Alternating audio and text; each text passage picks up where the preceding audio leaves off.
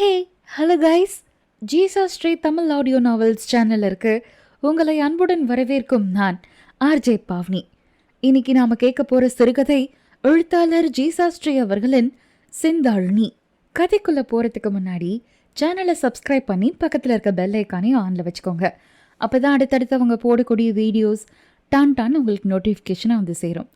இந்த கதை உங்களுக்கு பிடிச்சிருந்தா லைக் பண்ணுங்க, உங்க ஃப்ரெண்ட்ஸுக்கு ஷேர் பண்ணுங்க, மறக்காம உங்களுடைய கருத்துக்களை கமெண்ட் பாக்ஸில் பதிவு பண்ணுங்க. இப்போ வாங்க கதைக்குள்ள போலாமா? எழுத்தாளர் ஜீசஸ் ஸ்ரீ அவர்களின் செந்தாழினி. எனக்கு இந்த பொண்ணை பிடிக்கல, மன்னிச்சிருங்க என்று எழுந்த அந்த ஆடவனை உணர்வுகள் துடைத்து முகத்துடன் விரித்து பார்த்து கொண்டிருந்தாள் செந்தாழினி. ஆம், அவளுக்கே இந்த அவசர திருமண ஏற்பாடு வீட்டில் நடந்து கொண்டிருந்தது. அதுவும் அவளின் 24வது வயதிலேயே. அவளுக்கோ இந்த நிராகரிப்புகள் எல்லாம் பழகிவிட்டன போலும். உணர்வுகள் அற்ற ஜடம் போல வந்த அனைவரும் கிளம்ப காத்திருந்தவர்களுக்கு அடுத்து வீட்டில் என்ன நடக்கப் போகிறது என ஐயம் திரிபுறத் தெரிந்திருக்க, உடைந்து விடாதே மனமே என தனக்குத்தானே உறுதி எடுத்து கொண்டவளாய் சிலை போல நடுக்கூடத்தில் நின்றிருந்தாள். பெண் பார்க்க வந்தவர்கள் மெல்ல கலைந்து கிளம்பியிருக்க, எச்சிலை கூட்டி விழுங்கிக் கொண்டு நின்றிருந்தவளின் முதுகில் ஓங்கி அடித்திருந்தார் அவளின் தாய் அமுதா. காலையிலேயே சொன்னன்ல, ஒழுங்கா ரெடி ஆகனு. அடுப்புக்குள்ள தலைய விட்டுட்டு வந்தது போல என்னடி இது? எப்படி இருந்தா எவன் தான் பிடிச்சிருக்குன்னு சொல்லுவான்? எல்லாம் என்ன பிடிச்ச கரகம் சே என்று அந்த வீடே அதிர கத்தியவாறு சமையல் அறைக்குள் நுழைந்து விட, இதழ் கடித்து பொங்கி வந்த அழுகையை கட்டுப்படுத்தி கொண்ட பெண்ணவளோ சமைந்த கல் போல நின்றிருக்க, அடுத்ததாக அவளின் உடன் பிறந்த தங்கையோ அவளை ஒரு அருவருத்த பார்வை பார்த்துவிட்டு செல்லவும், அந்த நொடியே ஏன் உயிரோடு இருக்கிறோம் என்ற எண்ணம் வலுப்பெற ஆரம்பித்திருந்தது. அதீத மன அழுத்தத்தின் விளைவாக உலகமே வெறுத்துவிட்ட உணர்வு அவளுக்கு. அனைவரும் அவளை சாட காரணம் வேறென்னவாக இருக்க முடியும்? ஆம், அவளின் நிறம்தான். அவளை சுற்றியுள்ள அனைவரும் அவளை ஒதுக்கி வைக்க காரணம். அவளும் பெண்தானே, எத்தனை எத்தனை துன்பங்களை தான் தாங்குவாள். நகர மறுத்த பாதங்களை மெல்ல நகர்த்தி தன் அறைக்குள் புகுந்து கொண்டவள் எப்போதும் போல ஆளுயர கண்ணாடியின் முன்பு வந்து நின்றாள். சாதாரண பெண்களைப் போல சற்றே மெல்லிய உடல்வாக, மாசுமருவற்ற வட்ட முகம், திருத்தப்பட்ட வில் போன்ற வளைந்த இரு புருவங்களுக்கு இடையில் சிறிய கோபுர பொட்டு. தன்னைத்தானே எடை போட்டு கொண்டிருக்கும் போதே உருவமில்லா பந்தொன்று தொண்டையை அடைக்க தன் இரு நீள் விழிகளை தன் முன் தெரிந்த பிம்பத்தில் வெறித்தாள்.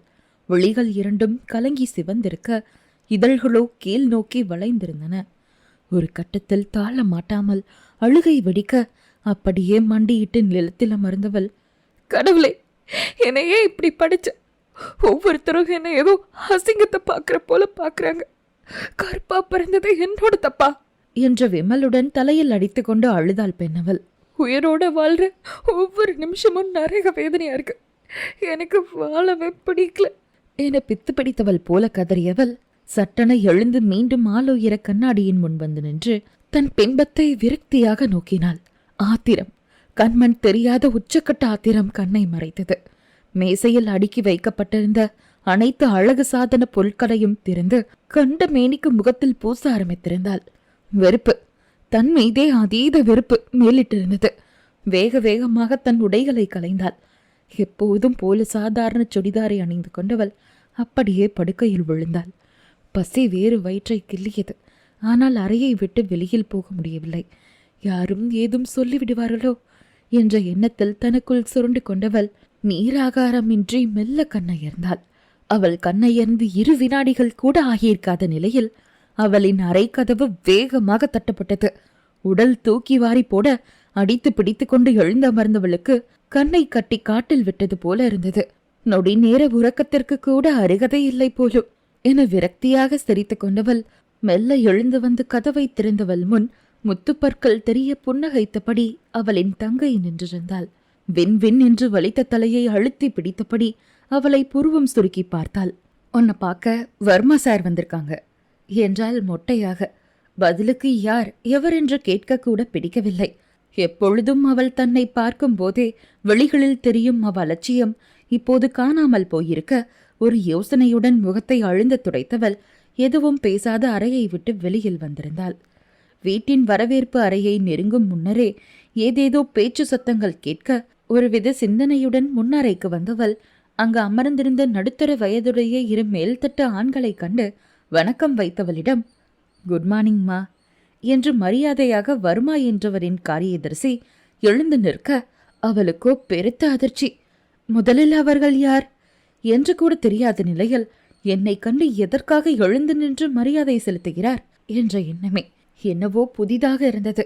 இதுவரை தூற்றல்களையும் வெறுப்பையும் சுமந்து வந்தவளுக்கு இப்போது தன்னை தேடி வீட்டிற்கு வந்தவர்களை பார்த்து நம்ப முடியாத நிலை.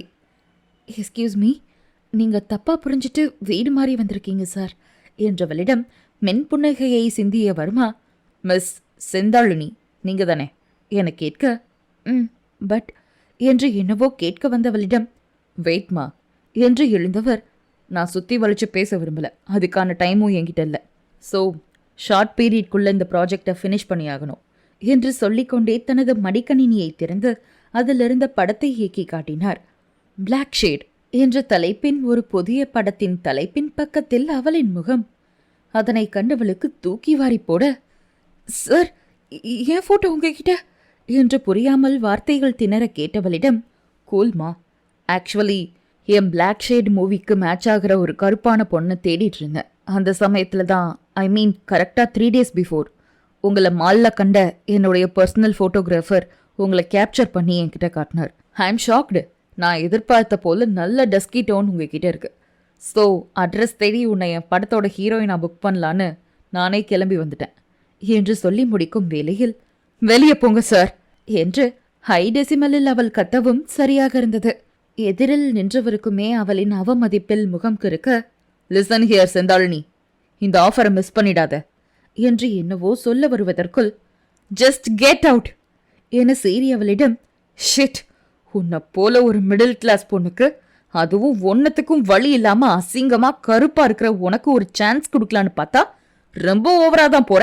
என் லெவலுக்கு உன்னெல்லாம் சினி இண்டஸ்ட்ரிக்குள்ள எடுக்க இறங்கி வந்தன்ல, என்ன சொல்லணும் என்று வன்மத்தை கக்கிவிட்டு காரில் ஏறி புறப்பட்டு சென்றுவிட, இவ்வளவு நேரமும் தன் நிறத்தை கொண்டு பேசிய அத்தனை பேச்சுகளையும் சிலை போல் கேட்டுக்கொண்டு நின்றிருந்தவள் விழிகளில் அடக்கி வைத்திருந்த கண்ணீர் யாவும் மடைத்திருந்த வெள்ளமென கன்னத்தில் வழிய, அவளின் தாய் அமுதாவோ, உனக்கு என்ன பைத்தியமா பிடிச்சிருக்கு என அவளை பிடித்து உலுக்கினார். பட வாய்ப்பெல்லாம் யாருக்கடி வீடு தேடி வரும்?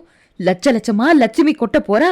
நம்ம கஷ்டம்லாம் தீந்து நல்ல நிலைமைக்கு வரலான்னு நினைச்சிட்டு இருக்கப்போ எல்லாத்திலையும் மண்ணு மாறி போட்டுட்டா பாவி என்று அவளை அடிக்க, அடிகள் பல வாங்கி உடல் மறுத்து போனவள் ஒரு கட்டத்தில், போதும் நிறுத்துக என்று வீடே அதிர அழுத்தம் தாழாது வெடித்து கத்தி இருந்தாள்.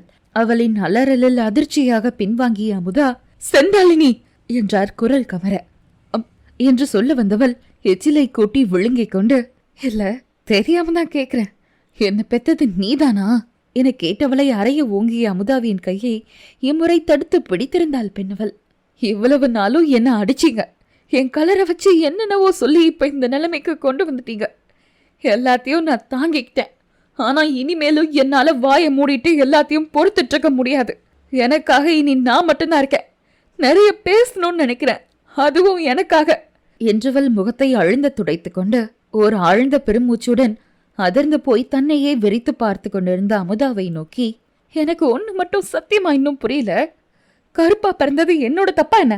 ஏன் இப்படி ஒதுக்கி வச்சு பாக்குறீங்க என அடக்கப்பட்ட ஆத்திரத்துடன் சீறியவள், செந்தாளினி என கேலியுடன் விரக்தியில் தன் பெயரை கூறியவள், எனக்கு ஒரு டவுட், நான் பிறக்கும் போதே இதோ என தன் நிறத்தை சுட்டி காட்டியவள், இந்த கலரோடு தானே பிறந்திருப்பேன், எனக்கு எப்படி இந்த பெயரை வச்சீங்க என்று கேட்டவளிடம், அக்கா போதும் நிறுத்து என்றாள் அவளின் தங்கை மீனா. சட்டென தன் பார்வையை திருப்பி அவளை உறுத்து வெளித்தவளோ, வாட் கமகைன் என்றாள் நக்கலாக. என்னவோ வேகத்தில் தன் தமக்கையை கூப்பிட்டவளிற்கு இப்போதைய அவளின் வெறித்த பார்வையும் தோரணையும் பயத்தை தான் கொடுத்தது. சொல்லுடி, என்ன சொல்லி கூப்பிட்ட என்று கேட்டுக்கொண்டே அவளை நெருங்க, அதற்குள் சுதாரித்த அமுதா இருவருக்கும் இடையில் வந்து நிற்க,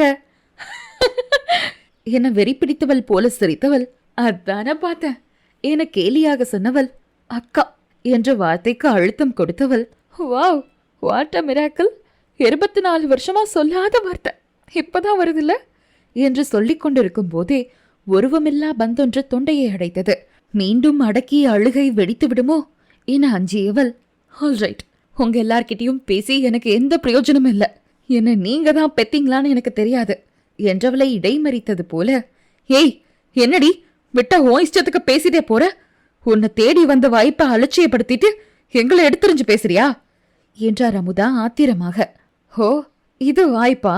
என்ன கார்ப்பரேட் ஆளுங்க கிட்ட, அதுவும் ஆஃப்டர் ஆல் காசுக்காக என்னோட கலரை வச்சு விக்க பாத்துட்டீங்கல்ல. உங்களை சொல்லி என்ன யூஸ்? எல்லாம் இந்த கேமராவை தூக்கிட்டு எங்க எவன் கள்ள தொடர்பு வச்சிருக்கான்? ஆக்சிடென்ட் ஆகுறத ஈவிரக்கம் இல்லாம லைவ் டெலிகாஸ்ட் போட்டு உழைக்கிற கூட்டத்தையும் அதை பார்த்து சிரிக்கிற கூட்டத்தையும் சொல்லணும். ரெடிகுலஸ். சாதாரணமா ஒரு பொண்ணு ரோட்ல போயிடக்கூடாது, வந்துடுவானுங்க. அவளை வச்சு எப்படி சம்பாதிக்கலான்னு. நீங்க எனக்கு பண்ணதுல ஒரே ஒரு நல்ல விஷயம் என்னன்னா, என்னையும் படிக்க வச்சதுதான். அதனாலயோ என்னவோ வெளி உலகத்தையும் சரி வீட்லயும் சரி என்னை எப்படி ட்ரீட் பண்றீங்கன்னு உணரவும் புரிஞ்சுக்கவும் முடிஞ்சது என வீட்டு வாசல் வரை வந்தவள் குட் பை என்று திரும்பியும் பார்க்காமல் ஸ்கூட்டியில் ஏறியவளை, எங்கடி ஊர்மைய போற என்று கேட்ட அமுதாவை அனல் பார்வை பார்த்தவள், இது சொந்தமா நான் உழைச்ச காசுல எடுத்த ஸ்கூட்டர். சோ நான் எங்க வேணாலும் போவேன். இனிமேலும் நான் உங்க யாருக்கும் பாரமா இருக்க போறது கிடையாது. நான் எனக்கான பாதையை தேடி போறேன் என்றவள் அவரின் முகத்தில் தெரிந்த கலவரத்தை கண்டு கொண்டவளாய், பயப்படாதீங்க, உங்களை கைவிட மாட்டேன். எங்க இருந்தாலும் உங்களை பாதுகாக்க வேண்டியது என் பொறுப்புதான் என்று அழுத்தம் திருத்தமாக சொன்னவள் அடித்து பெய்து கொண்டிருந்த மழையையும் பொருட்படுத்தாமல் வீட்டை விட்டு புறப்பட்டிருந்தாள். செந்தாழினி. கருப்பானவர்கள் அசிங்கமானவர்கள் என்றும் வெள்ளரி நிறத்தை உடையவர்கள் அழகானவர்கள் என்றும் இந்த சமூகம் உருவாக்கிய மாயையை எப்போதுதான் புரிந்து கொள்ளப் போகிறார்கள்? மனித தோலில் பாதுகாப்பிற்காக அதிகம் சுரக்கும் மெலனின் என்னும் நிறப்பொருள் கருமை நிறத்தை கொடுக்கிறது. இதுவே நிதர்சன உண்மை. அதை அறியா மூடர் போல தாழ்வு மனப்பான்மை உண்டாக்கி ஒருவரை வெறுப்பது எந்த விதத்தில் நியாயம்? கருப்பாக இருப்பவர்களிடம் குறை இல்லை, அவர்களை தீண்டத்தகாதவர்கள் போல பார்க்கும் உங்கள் பார்வையில்தான் குற்றம் இருக்கிறது. நன்றி. இதுவரையில் நீங்கள் கேட்டுக்கொண்டிருந்தது எழுத்தாளர் ஜீசாஸ்ரீ அவர்களின் செந்தாழினி. இந்த சிறுகதை உங்களுக்கு பிடிச்சிருந்தா லைக் பண்ணுங்க, உங்க ஃப்ரெண்ட்ஸுக்கு ஷேர் பண்ணுங்க, மறக்காம உங்களுடைய கருத்துக்களை கமெண்ட் பாக்ஸில் பதிவு பண்ணுங்க. ஜீசாஸ்ரீ தமிழ் ஆடியோ நாவல்ஸ் சேனலை சப்ஸ்கிரைப் பண்ணி பக்கத்தில் இருக்க பெல் ஐக்கானையும் ஆன்ல வச்சுக்கோங்க. மீண்டும் வேறொரு பதிவில் உங்களை சந்திக்கும் வரை உங்களிடமிருந்து விடை பெற்றுக் கொள்வது நான் ஆர்ஜே பவ்னி. பை.